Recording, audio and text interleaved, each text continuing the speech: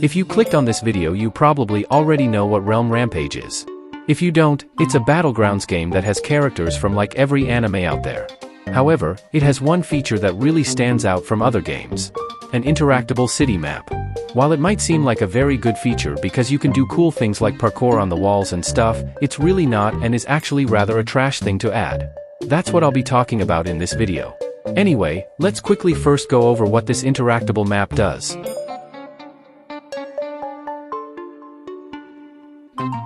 The interactable map mainly has two things. 1. Destruction physics, and 2. Parkour and other silly interactions. Honestly, that's really it. While it might seem like a good feature and it should be a good feature, Rampage does it terribly. One issue you can point out right off the bat is how little room there is. Most of this map is completely littered by annoying buildings, and it doesn't grant a big space to fight. Sometimes, you and the guy you're fighting blast into a building, and sometimes it's really annoying, and I'm not even talking about how annoying it is to get suddenly blasted into the metro. Anyway, let's get into my main point, wasted potential.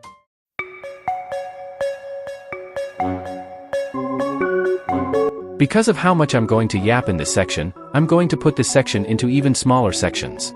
A. Lazy map design, B. Mechanics, and C. Character divergence.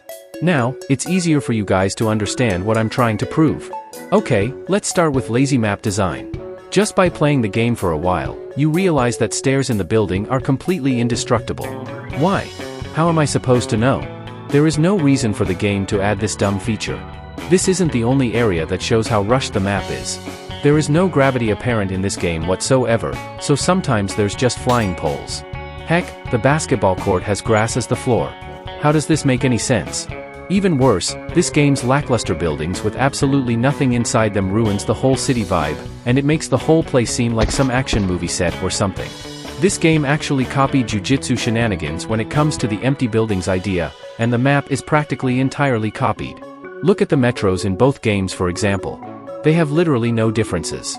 While Jujutsu Shenanigans has been attempting to fix the poorly designed buildings, Rampage has not, and it's frustrating to say the least.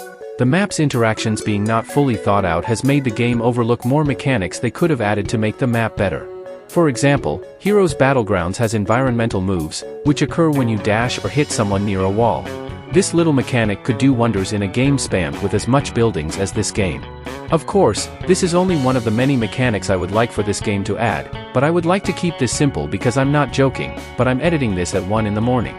Anyway, I would finally like to wrap this up by explaining my final point, character divergence. Like I said earlier, the interactable buildings in this game are trash, and don't do anything other than be annoying. The rubble that gets flung everywhere is also annoying, but I'm getting off topic. Think about this. Do any of the characters have moves that work well in the air? Battleground games have moves that have very short range in order to balance the game, and you often won't get much air mobility with these moves. Because of this, the parkour added doesn't serve any other purpose other than for running away. The parkour launching players into the air just simply doesn't work. Because of this, players generally combo in open areas of the map.